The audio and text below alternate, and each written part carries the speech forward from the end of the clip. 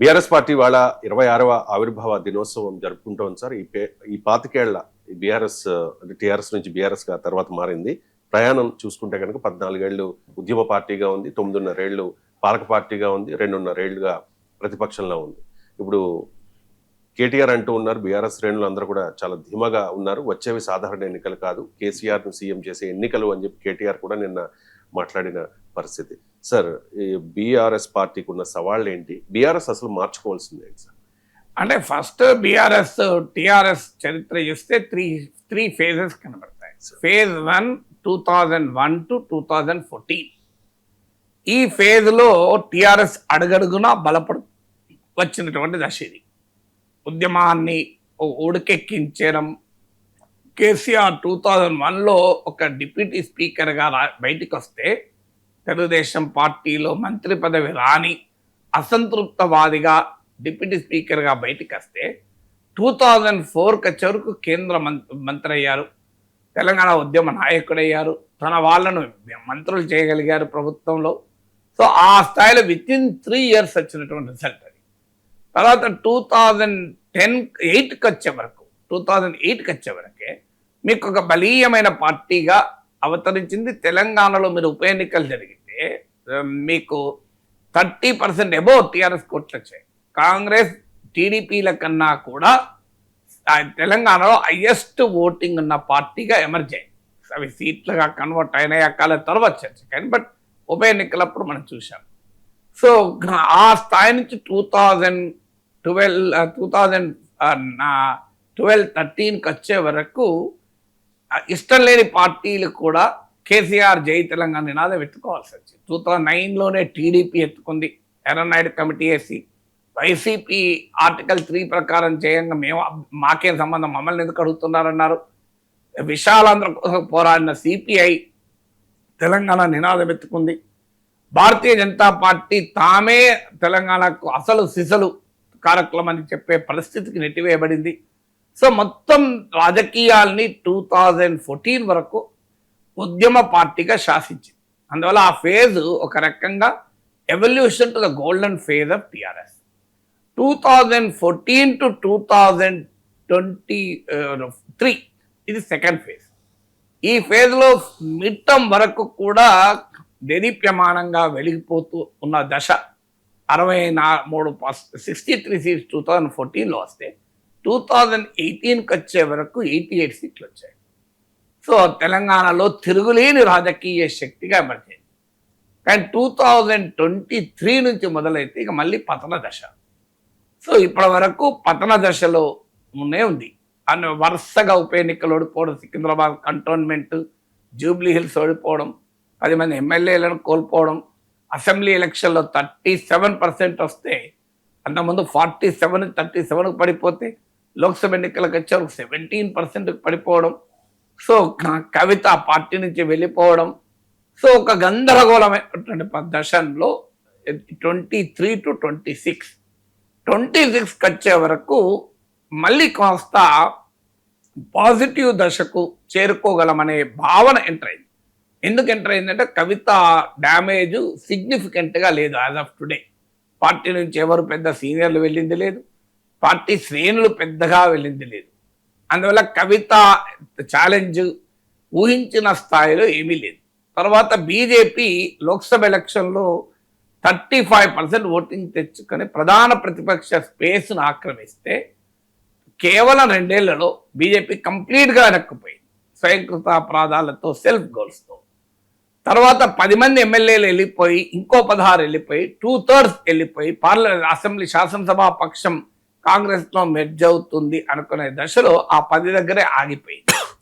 So అందువల్ల మీకు బీఆర్ఎస్కు కాస్త మళ్ళీ ఆశలు చిగురించి, సో మళ్ళీ ఈవెన్ స్థానిక ఎన్నికల్లో కూడా సాధారణంగా ప్రతిపక్ష పార్టీ పర్ఫామ్ చేసే స్థాయి కన్నా ఇంకా బెటర్ స్థాయిలో పర్ఫామ్ చేసి, అఫ్ కోర్స్ కాంగ్రెస్కే మెజారిటీ రావచ్చు, బట్ జూబ్లీ హిల్స్ ఉప ఎన్నికల్లో కూడా చివరి 1 వీక్ వరకు గెలుస్తాననే రాజకీయ వాతావరణాన్ని తేగలిగింది. సో ఇవన్నీ కూడా 2023 to 2026. ఇప్పుడు నెక్స్ట్ అంటే ఈ థర్డ్ ఫేజ్లోని సెకండ్ డైమెన్షన్ అంటే మీకు 2014 to 23 మధ్య కాలంలోమో మిడ్ టర్మ్ వరకు బాగా ఉండి తర్వాత దెబ్బతిన్నది. ఇప్పుడు ఏమో ఈ థర్డ్ ఫేజ్లో మిడ్ టర్మ్ వరకు వీక్గా ఉండి ఇప్పుడిప్పుడే కాస్త ఆశలు చిగురిస్తున్నారు. అందువల్ల ఈ 26th యానివర్సరీ టీఆర్ఎస్కు ఖచ్చితంగా ఒక ఉత్సాహభరితమైన వాతావరణానికి అవకాశం ఉన్న సందర్భం. ఇంకో 2 నెలల కిందైతే ఇది ఉండేది కాదు. కానీ ఇళ్ళకనే పండుగ అవుతుందా? కాదు. అందుకే మీరు ఏం చేంజ్ కావాలి అని, చేంజ్ కూడా కనబడుతుంది. ఇవాళ పత్రికల్లో కూడా వచ్చింది చూడండి. ఒకటి, మేము కూడా నేర్చుకోవాలి, నాయకత్వం కార్యకర్తలతో మిళితం కావాలి, తెలుగుదేశం పార్టీలో ఈ కల్చర్ ఉంది, మా దాంట్లో లేదు అని కేటీఆర్ అంగీకరించారు. గమనించండి. సో అంటే నేను చాలాసార్లు చెప్పాను, కేసీఆర్ను ఓడించిన 2023లో ప్రభుత్వ పర్ఫార్మెన్స్ కన్నా కూడా యాటిట్యూడ్ పైన తీర్పది. అంటే కేసీఆర్ యాటిట్యూడ్ను ప్రజలు అంగీకరించలేకపోయారు, పార్టీలోనే అంగీకరించలేకపోతున్నారు.